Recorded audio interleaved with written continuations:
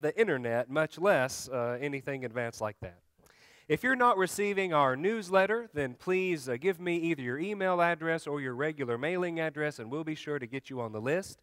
We publish that newsletter every month and want to get it into the hands of as many members of the Lord's body as we can. So we'll be happy to put you on our newsletter list. If you're not familiar with who we are, this is my family, Tammy, my wife, and then my daughter Nina, son Noah, and the little one Jack. We live there in Palau, in case you're not familiar with our work. We live in Palau, and then 1 week every 2 or 3 months, I travel alone to the island of Chuuk in the Federated States of Micronesia. It's the northwest corner of the Pacific Islands and located in this area between Guam and the Philippines. Palau is located right here, and then Chuuk is located in this set of islands right here. And brethren, like with any of the Lord's work, one of the challenges is to see the work for what it is and what needs to happen. If I were going to describe the work in the islands or living in the islands with only one word, it would be simply different. You know, the islands are different from one another. They're very different from the U.S. The people have a different mindset, a different thinking, but we present to them the same message just in a different way, using different illustrations and different examples. It's different. This girl in the bottom picture here is gathering rainwater for their drinking water. And they may have a large barrel to gather that water in. And so, brethren, it's just different. She also could be gathering it to wash clothes in. But the challenge is to see the work for what it is. You know, Jesus spoke in parables, and so the meaning was a little bit hidden from the people who were listening. Hearing you will hear and shall not understand. Seeing you will see and not perceive. Well, we want to see and perceive. We want to hear and understand what it is that the islanders need spiritually so that we can give that to them. So tonight, I want to talk with you about seeing, what the Lord's work is in the islands, and how that we can help them to increase and grow into thriving congregations of the Lord's body. It's about seeing, what the people need to hear in order to grow. Come and see the works of God. He is awesome in His doing toward the sons of men. Brethren, it's about seeing how to present that message, that same message, but they think differently than we do. And so we've got to present it in a way that will help them see and understand the truth of God's Word. Acts 3, verse 4, and fixing his eyes on him with John, Peter said, "Look at us." Brethren, it's about seeing what's most important, and it's not the differences in food or living conditions or things of that nature. It's something more than that. Isaiah 40:26, lift up your eyes on high and see who created these things. Brethren, it's about seeing the needs of the people. And those needs are for physical things, but if that's all we see, then we haven't looked correctly. The greatest need is the spiritual need, and that's what we've got to give to the people. It's about seeing how to help them grow in the faith. So tonight, I'd like to take you with me to Palau and Chuuk so that you can see the people there and the Lord's work there and the value of spreading the gospel in these places.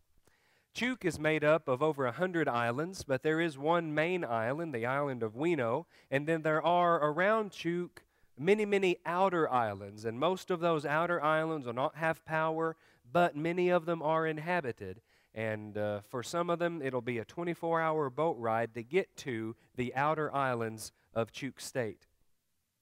And so it's a different place. Here on Wino, you have the airport and you have a hospital, though the hospital is undersupplied and it's very difficult to get doctors in there because they don't have the money to pay the doctors. Doctors who go to Chuuk are going sort of like Peace Corps workers where they're volunteering their time and volunteering their medical expertise. Chuuk does not have a good road, though they are in the process of building one now.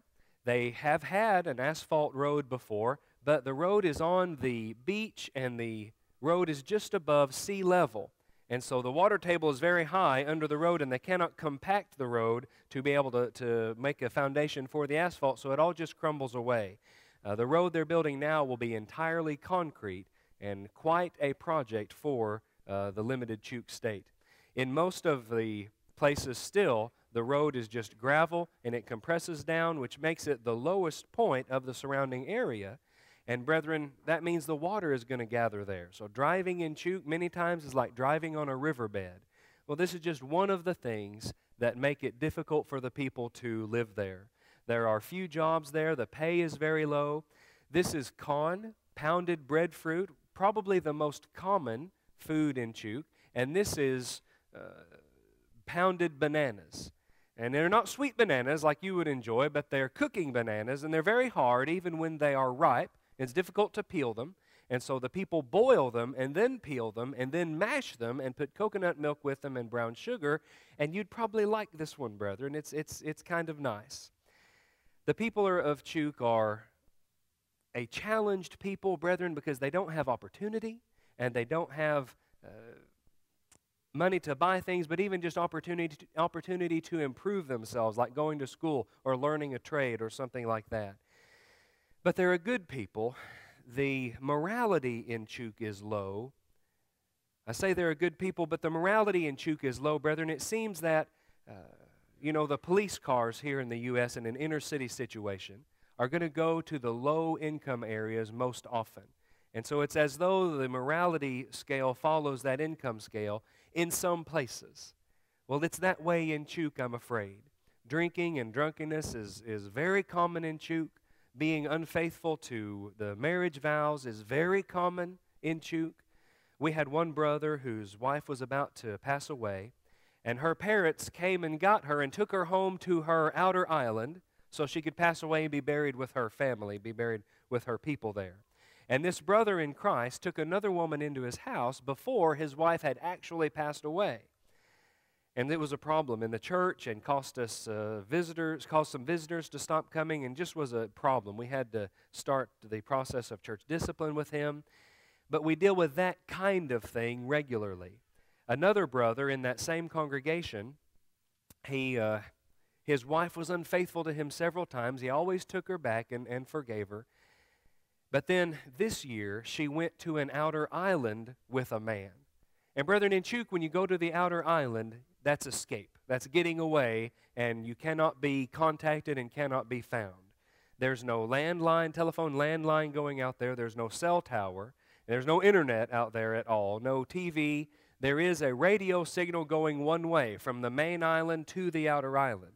And so if you want to communicate with someone on the outer island, you go to the radio station, tell them what you want to say to whom, and they'll broadcast it for all of Chuuk State to hear, and that's the only way, you see. So her going with that man to the outer island, that was escape. That was getting away. And so she abandoned, not only did she go with another man, but she abandoned our brother and their 4 young children at home. Well, this time our brother said enough and exercised his scriptural right to get a divorce from her, and then started to see another lady. Well, the ex-wife did not like the fact that he started to see another lady, so she came back to the main island, went to the lady's the workplace of the lady, and started throwing rocks at her through the open door of the business. 3 different times she did that, brethren. And instead of calling the police, they called our brother and said, "You've got to come collect your wife." And he said, "Well, I don't know what to do with her." And brethren, that's the kind of thing, that's why we say it's different. But the morality is generally low. We must see the good beyond those things. We must not let ourselves get discouraged by those things. Brethren, that's why they need the gospel. That's why they need the Bible's message, so they can pull out of those things. And there have been several who have changed their lives in Chuuk for the better by following the Bible's teachings. For example, this is a Trico. And he has had a haircut since this time, but a Trico, on the first few years that I was going into Chuuk, it was always reported to me that a Trico's been drinking. We've had to pull him off of leading in the worship service because he's been out in town drinking and doing those things. And so I would go to a Trico and say, "Brother, we've got to not do this," and look at the scriptures together. And then on Sunday morning, he would go forward and be restored, and in the process of time, go back into helping with the church services. Well, brethren, it has now been years since I have gotten that report on a Trico. A Trico has put that behind him completely and come out on the other side. For a young man in Chuuk to make that change, oh, brethren, it stands out. It's very strange in Chuuk for someone his age to not be going to alcohol and going with his friends. That's a changed life because of the Bible's teaching. And then there's someone like Kendi. Kendi has graduated from the Pacific Islands Bible College faster than anyone else in its history. Pacific Islands Bible College is where we bring the teacher to the students. We don't have a facility where we bring the students in and feed them and house them. Rather, we'll get someone here from the States to come out and teach the books of 1st and 2nd Thessalonians, and that'll be the course. Or maybe they'll do preacher and his work, something like that. But we bring the teacher to the students and don't have a facility. There's 24 courses, and they can go through them all and get their diploma, Pacific Islands Bible College. Kendi, in doing the live courses and in doing video correspondence and written correspondence, took all 24 courses and passed faster than people who live on more developed islands, faster than people who live where there's internet and easy ways to communicate. He did it anyway, brethren. There are lights in the church like Kendi. He's now preaching regularly in the Church of Christ in Epanoop Village on Weno, Chuuk. And then there's a man like Urson. Urson is Hermas's son. Hermas is our regular preacher and translator in the Namon Village Church of Christ. But the preacher Hermas was on the other side of the island one Sunday when I came in. And because he's on the other side of the island, we had no way to communicate with him to say, come in, we need a translator for Joey, and we need you to come back. We couldn't get to him on a landline, couldn't get to him on a cell phone, and we didn't have a relative who happened to be traveling over to the other side of the island. That's the backup plan, you see. You know anyone who's going over that way? No, we don't, so that's it. So Urson is the one who stood up and read the scriptures for Hermas in his absence. Urson has always been known as a rough individual in Chuuk. They fight with machetes. They fight with rocks from a distance. They fight with slingshots. If you get them out in the open, then they'll fight with machetes. But if they're not in the open, then they'll shoot slingshot rocks from the woods. Urson was into those things and has the scars to prove it.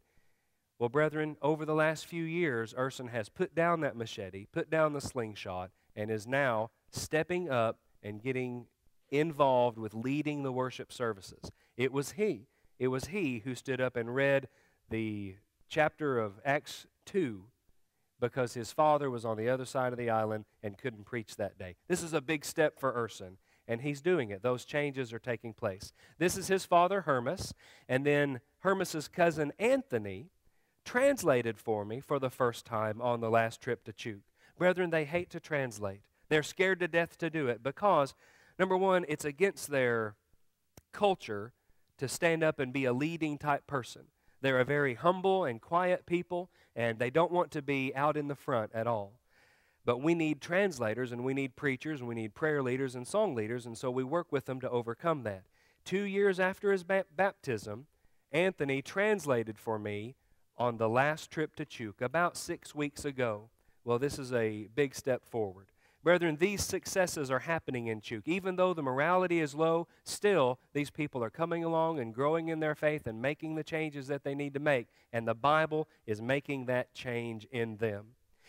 This is Tim and Surfy. They're married, and they are among those who are baptized since I was with you last. Tim is eager to be growing, and he said to me on the last trip, let's get together and study one-on-one when you come in again. We have regular PIBC classes taught. This is one of those classes taking place, and you may recognize Robert Martin, who came in and gave Kendi his diploma when he graduated from the Pacific Islands Bible College. Brethren, they're a good people. They are a challenged people. They don't have a lot of things. I knew, for example, that they slept on a plywood table. There are 2 plywood tables at Hermas's house, and they sleep on them about the size of the Lord's Supper table here. Without any padding, they might have an old pillow and a sheet to pull over the top. Brethren, I knew that was the case, but I'm here to tell you that my eyes were opened when I camped with them in a tent near their house. This is the kind of house that they live in. This is the church building in Namon Village, but you see it's an open-air pavilion. And so they live in this kind of a house, And brethren, I knew that the mosquitoes bothered them at night, and I knew they slept on the plywood table, but when I was camping there, then I would hear them roll over in the middle of the night and hear the bones hit on that plywood table. I would hear them slapping the mosquitoes in the middle of the night, even though I was inside a screened tent, and of course they weren't bothering me at all. Brethren, I knew that they slept, some of them sleep directly on the concrete because they don't have anything else. And I remember one lady who lay down on the concrete and pulled the sheet up over her with an old dirty pillow, and the little child lay down right beside her, and that's how they slept. Brethren, how long would it take you to get used to sleeping directly on a concrete slab? It would take me some time. I spent one night in that tent in a regular sleeping bag on the ground with nothing else, and the next morning I said, I'm getting a pad underneath this sleeping bag, and went and did. But you see, they don't have that option. Brethren, I knew that they usually didn't have enough food, but when I was camping there, then I would see the pantry. And whenever it was payday, there'd be some food in the pantry, but most of the time, it was very sparse in the pantry. I knew it, but when I was camping there, brethren, it took on a whole new meaning for me, a whole new meaning for me. It helped me to see the work in Chuuk and see the needs of the people in Chuuk. Now, based on my writing of those events in Chuuk, brethren, some of the members of the church in the States sent some money for mosquito nets and padding, and we got those things and gave them out to the people. But we do it very quietly because we don't want to make it where the church is known for giving away a lot of physical things. People will come to the church under false pretenses just to receive the things. They would come and be baptized just to receive the things. So when we give it quietly. And we do like Jesus did. Sometimes after he would heal a man, he would say, tell no one. Or we give the mosquito net and we say, tell no one. But they deeply, deeply appreciate those gifts. We help with food sometimes, but only in a limited way. Brethren, the reason that we do it only in a limited way is because as great as those needs are for these people, they don't hold a candle to the greatest need, the spiritual need. And we don't want to become an organization, a group of people that are there just to give the physical things. We want to be known for giving the spiritual things. Brethren, it does not matter if they're swatting the mosquitoes at night. It does not matter if they're swatting the mosquitoes at night when the greater need is to help them get to heaven. We've got to teach them to be baptized and have their sins washed away, and to teach others to have their sins washed away. That's what's important. Brethren, we've got to teach and convince them of the value of those things. We've got to convince them that they're not under the Old Testament anymore, but we're under the new law. Brethren, we've got to do things like teach and convince them of the value of walking to church. Now, you remember the pictures of the road with me. And so imagine walking that road for 30 minutes to go to worship service Sunday morning, Sunday night, and Wednesday night. But let me put the picture a little more clear for you. You're not just walking that road. You might think there's a sidewalk or a good walkway along the side. Many places along that road, there is no walkway along the side. And if it's been raining and the water is raised up, you'll be walking through water to get there. But they don't have a car, and they don't have a bicycle, so that's the only way to go. But it's a little bit worse than that. You see, that morality is low, and many of the people are unfaithful to their marriage vows, and so there are many women who are single mothers who will have 5 children in tow behind them. And so wake up on Sunday morning, get yourself, all 5 of the children, dressed in the best Sunday clothes that they've got, and then walk for 30 minutes on an island that's on the equator, one of the hotter places of the earth, and walk all of them along that muddy, watery road to get to the worship service. Brethren, it takes on a little bit more of a challenge, doesn't it? But you see, that's what they have to do because they don't have another way to do it. That's what the Lord calls on them to do. That's what the Lord asks them to do in the Scriptures, to worship Him and to do whatever it takes to get to the worship services. Brethren, that's the need. That's the need. And we'll help with the mosquito nets and bedding and food some as we can, but the spiritual things, that's the need. And that's where we must keep our focus as well. We love and appreciate these people. And they are a challenged people, but brethren, they are a beautiful people. And they are people who are deeply dear to my heart. We've got to convince them of the importance of growing in the faith, 2 Peter 1, 5 through 8, the importance of not forsaking the assembly, Hebrews 10:25. These are the spiritual needs of our good brethren in Chuuk.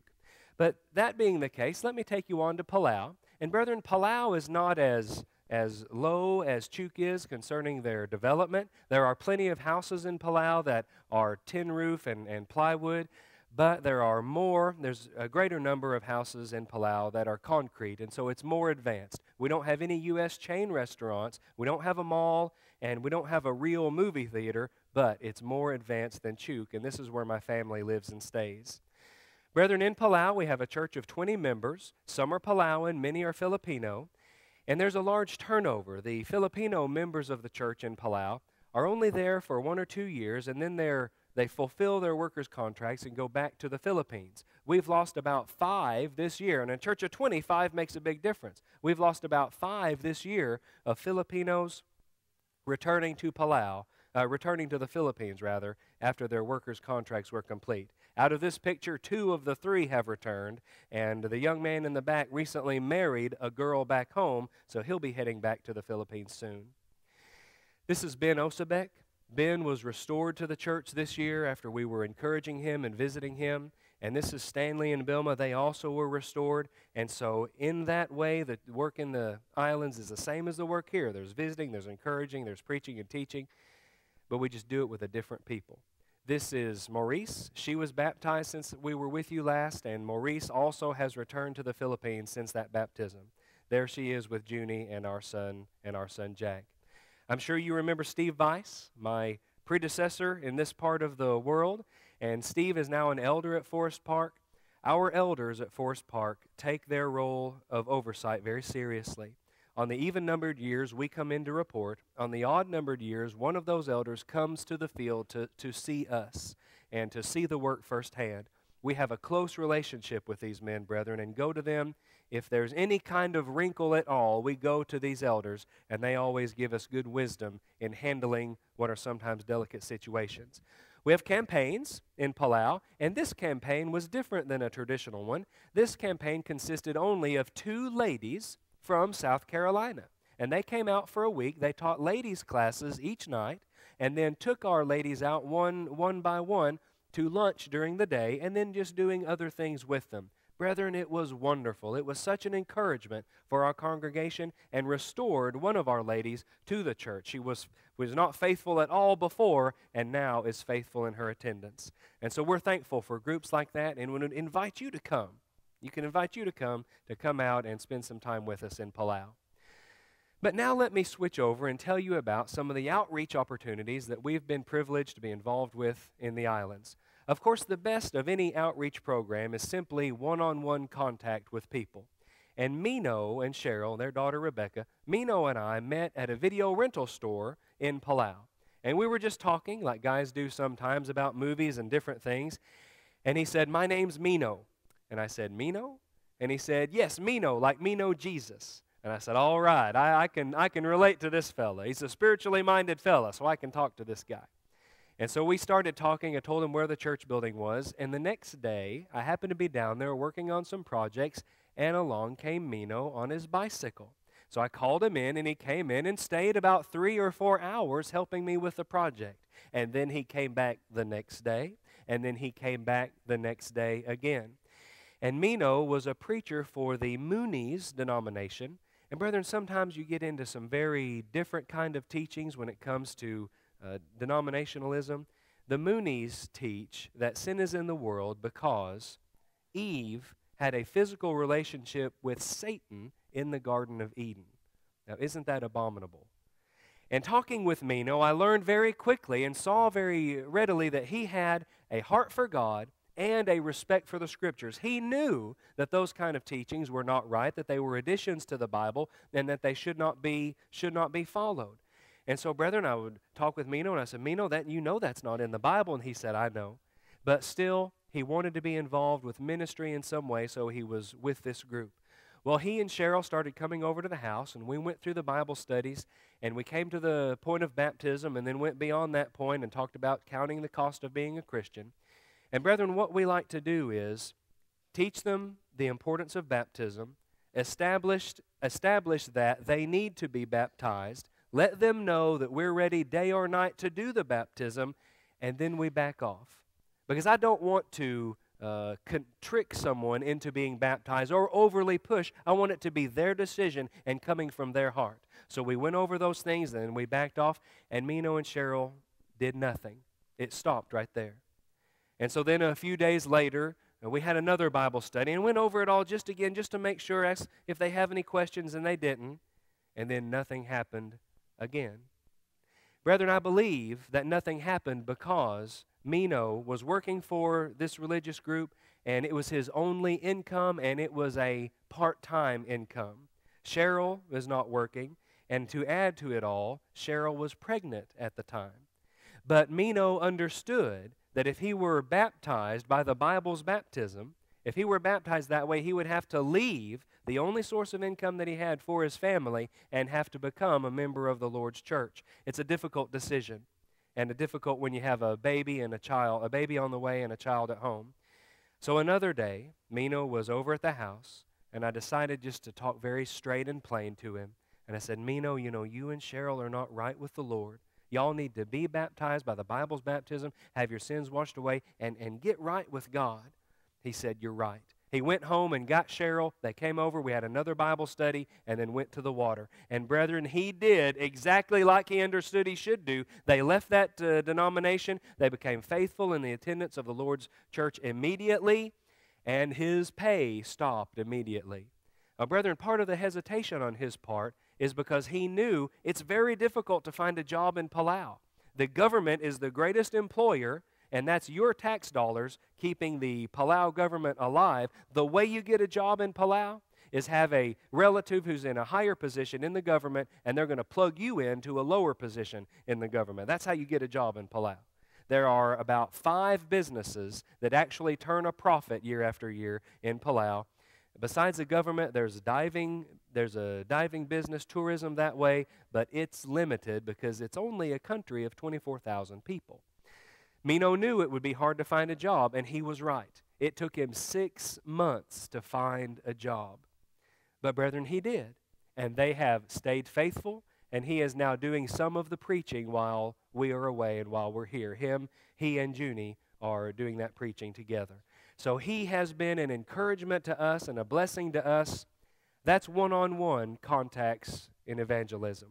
And then another activity that we've done is having a Friday night Bible study at our house. We invite the whole church to come over, and we'll have a meal together and then a Bible study, and they're encouraged to invite visitors. It's a good way for visitors to be introduced to the church and to get to know the members of the church, so it's a little less threatening than for them to come to the church building for worship. Friday night Bible studies, sometimes there's a large group, sometimes there's a small group, but we do it every Friday night and enjoy having the church members come over. Another activity that we've been involved with was a night market there in Palau. They have these a few different times through the year. We made a DVD, what is the Palau Church of Christ, gave away 100 of those and 300 paper publications and some sweet rolls as well. Mino walked around handing out the sweet rolls, and a sister of ours, Chato, walked behind him giving out the DVDs. So that's another outreach opportunity. But the largest outreach opportunity that we've been able to be involved with since we were with you last was the development of Moving Mountains Television. We went to one of the local television stations and asked, can we get on Thursday nights for 1 hour, have our own call-in TV show? And we're very excited about this thing, brethren, very excited about it. And they said, yes, we'd be happy to do it, and they would do it for $500 per episode. Now, brethren, here in the States, that's probably a good price, but in Palau, not at all, and not fitting with our work fund in any way. And so we went back home and said, we cannot do that. Well, what can we do? And we called the cable company in Palau and said, well, what would it cost us to connect 24 hours a day, 7 days a week, and have our own TV channel? Brethren, $247 a month. So instead of what would have been $2,000 a month, we can connect and have our own channel for $247 a month, 14%, and we get it all the time. And so that's exactly what we did.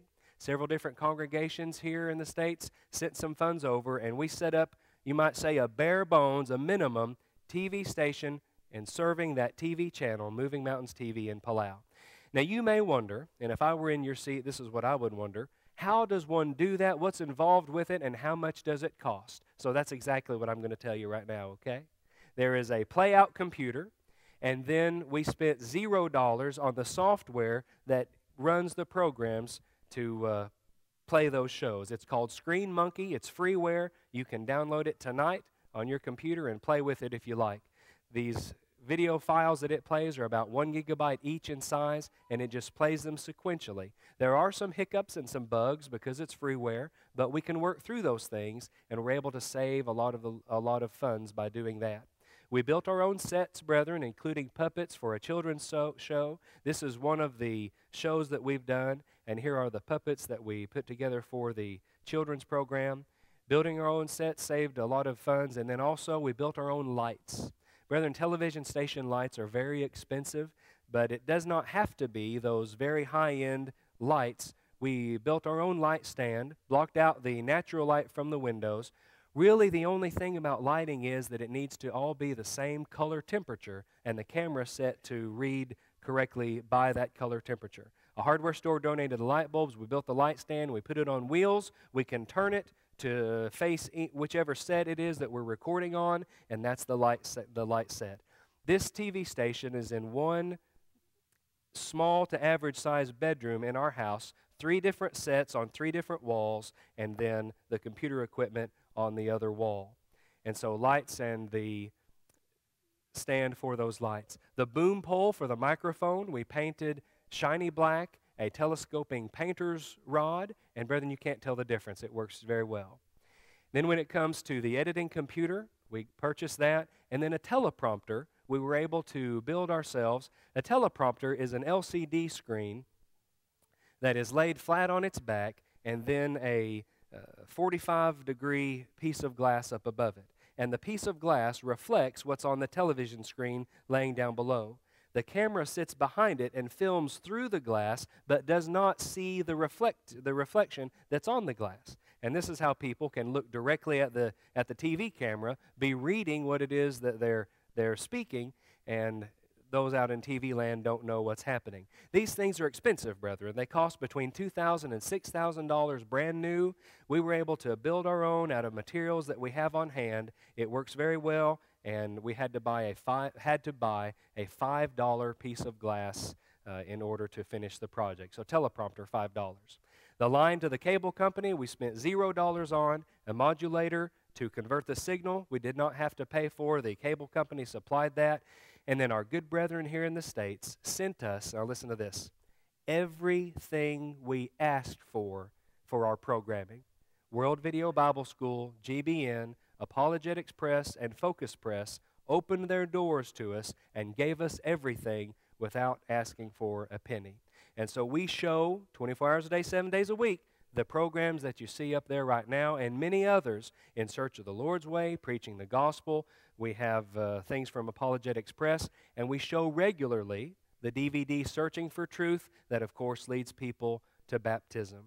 So, brethren, we've been very excited about this project, but it is now complete and finished and working and going. And the challenge before us now is to just keep filming and producing our own shows that we will continue to show on the channel. We did a free Bible giveaway to see how many people were watching the channel. There are 24,000 in Palau, 3,820 cable subscribers in Palau. The population of the whole country is 24,000. There are 3,820 cable subscribers. So that's the number that we're able to go into their living room and teach the Bible message every day if they turn it on every day. We wanted to see how many people were turning it on, so we did a Bible giveaway and ran a clip saying, we'll give you a free Bible. Just call, we'll bring it to your workplace, we'll bring it to your home, we'll mail it to you, whatever you like, just a gift from Moving Mountains Television. And brethren, we had several calls, and people would call in, and one of them I remember said, I watch your channel every night. I just leave it on, leave it playing every night. And others said similar things. They're watching it because the islanders love things produced in the islands. Most of these shows are not produced in the islands, but the TV channel is local. And so they watch it, brethren. They watch it. we're excited about this outreach opportunity and the things that it's been able to accomplish. So, brethren, it's about seeing. It's about seeing the needs of the people and how those needs are going to be fulfilled. It's about seeing that the physical needs are not the most important needs, though they are valid needs, but then how to meet those most important needs. It's about seeing that the Bible is right. And involvement with that drinking and involvement with the adultery has such a high price tag. And we've got to convince the people that that price tag is not worth the pleasure they get from those sins. Brethren, it's about helping them see the need for growing in the faith for a variety of reasons, one of which is being that God better hears their prayers when they are righteous before Him, more righteous before Him, James 5:16. And it's about seeing that as children of God, we must love and obey Him. You know, sometimes in the church there's this debate about we need more love or we need obedience. And brethren, it's a wrong debate, isn't it? We need 100% love and we need 100% obedience. John 14:15, if you love me, keep my commandments.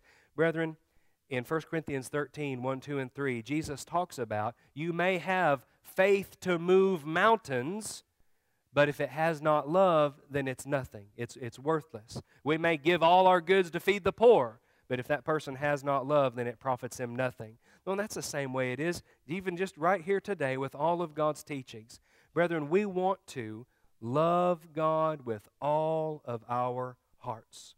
Brethren, all of our hearts, as strongly as we possibly can, to have our love for God at its highest level. And it's because we love God so much that we want to obey His every word. The easy things, the hard things, the uncomfortable things, whatever it is we may have to give up, whatever it is we may have to do, brethren, we love Him so much that we can't fathom the idea of hurting our God with any kind of sin.